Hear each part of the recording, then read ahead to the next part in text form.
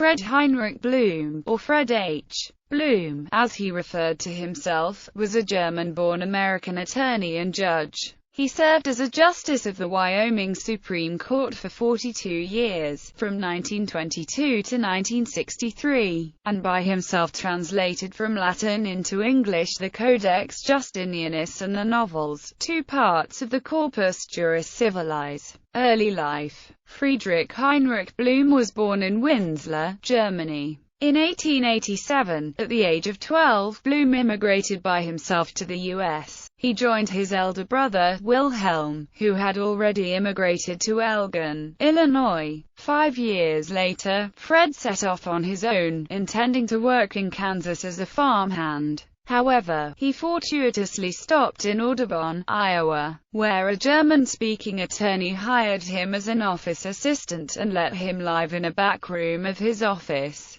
After completing high school in Audubon, Blume enrolled at the State University of Iowa in 1895. He graduated in 1898 as a member of Phi Beta Kappa. Career. Blume was admitted to the practice of law in Iowa in 1899. In 1905, following several years practicing in Iowa, Blume moved with his wife to Sheridan, Wyoming, where J.L. Stotts had offered him a partnership in his law practice. Having already been a city attorney, he turned his focus to a legislative career, serving 1 term in the Wyoming House of Representatives and 2 terms in the Wyoming Senate as a Republican. A turning point in his life came in 1912 when he supported the progressive wing of the party, Theodore Roosevelt's Bull Moose Party. When the regular Republicans triumphed, Blume understood that his prospects in Wyoming politics would be limited.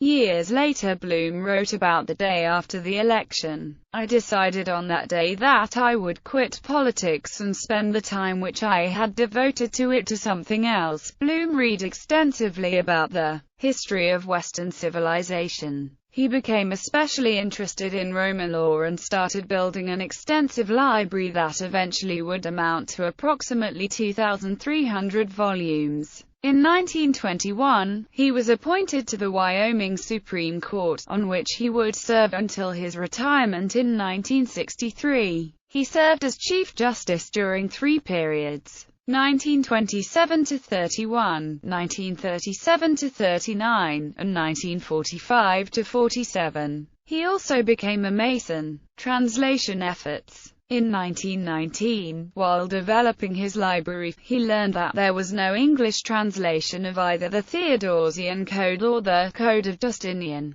Of this discovery he wrote, "So, ruminating on the subject, I wondered if I might not be able to add my little mite to the culture of the world by translating at least one of these codes." Here was the germ of the thought of the translation of the Justinian Code. Although I did not realize at the time the difficulties that lay ahead, Blume appears to have begun translating the Codex Justinianus into English. In 1920, after being appointed to the court, he continued to work on the translation in his spare time. He noted in his correspondence that he devoted to it substantially every evening until 11 o'clock at night or later, and every Saturday afternoon and Sunday with few exceptions. Blume appears to have completed his first draft of the translation in 1923 or 1924. But he continued to study Roman law, revise his translation, and to annotate it extensively. The typed manuscripts of his annotated Justinian Code and of his novels translation together amount to more than 4,500 pages. While he worked on his translation, Justice Blume also taught Roman law at the Northwestern University Law School, wrote scholarly articles about Roman law and used Roman law in his judicial opinions. According to one study, he wrote some 700 opinions in the course of his judicial career, and in 19 cases he cited Roman law 79 times and made reference to Roman law or history in 12 other cases. It apparently was these activities that brought him to the attention of Clyde Farr, a professor of Greek and Latin at Vanderbilt University. In 1933, Farr wrote to Blume the first of what would be many letters. Farr asked the justice to join Farr's project for a variorum translation into English of the entire body of Roman law, with Blume's translation of the code to be used as the basis for the project's version of that document. Farr indicated the project would translate into English: 1. Brune's Fontes Iuris Romani, 2. Other inscriptional material, 3. The pre-Justinian collections of Roman jurisprudence, 4. The Theodosian Code and novels,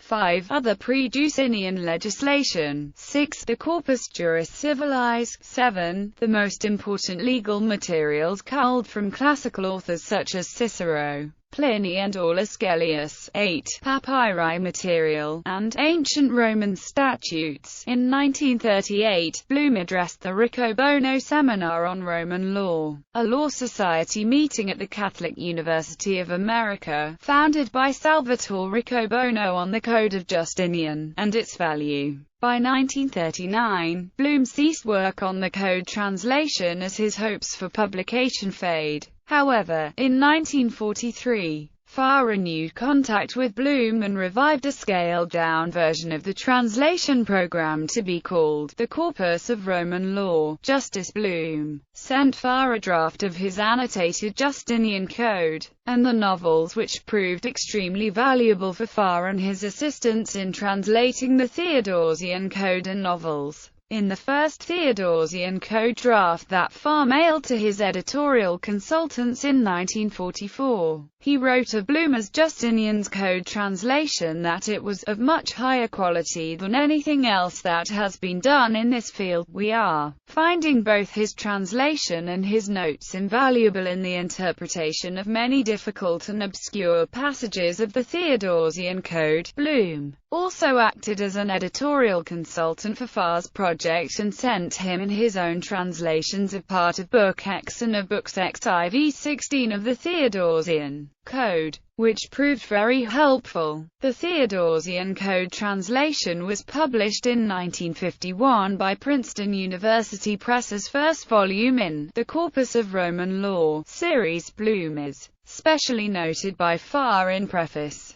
By 1939, Blume had ceased work on the Justinian's Code translation as his hopes for publication fade. However, in 1943, Farr renewed contact with Blume and revived a scaled-down version of the translation project to be called the Corpus of Roman Law. Blume worked with Farr and others as an editorial consultant on the Theodosian Code translation. The Theodosian Code translation was published in 1951 by Princeton University Press's first volume in the Corpus of Roman Law series. Blume is specially noted by Farr in preface. Professor Farr continued his project at the University of Texas, but he was unable to find the subvention he needed to produce a Codex Justinianus translation based on Blume's. When Justice Blume retired from the Wyoming Supreme Court in 1963, after 43 years on the bench,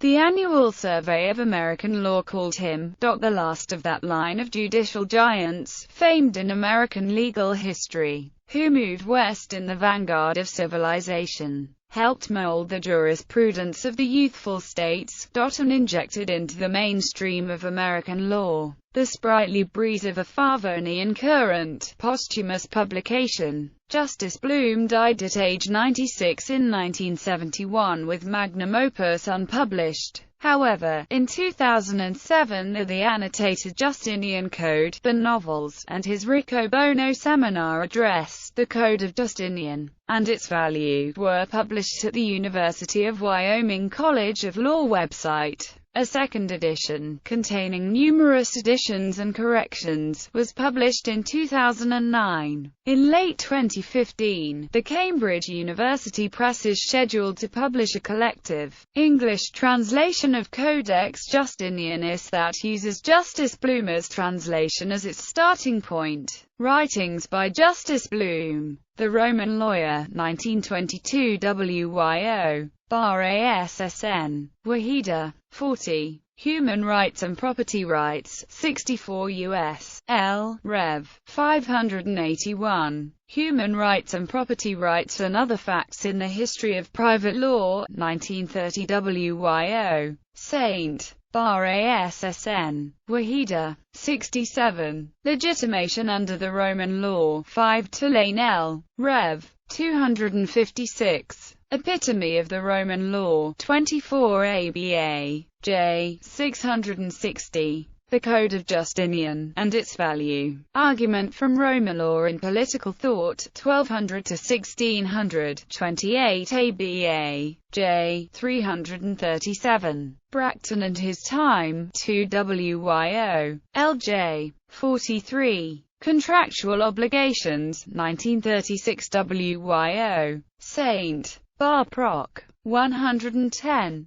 Roman Law, and Historical Introduction, 5 Oakler, L. Rev. 264. Address to New Members of the Bar, 8 WYO. LJ. 41.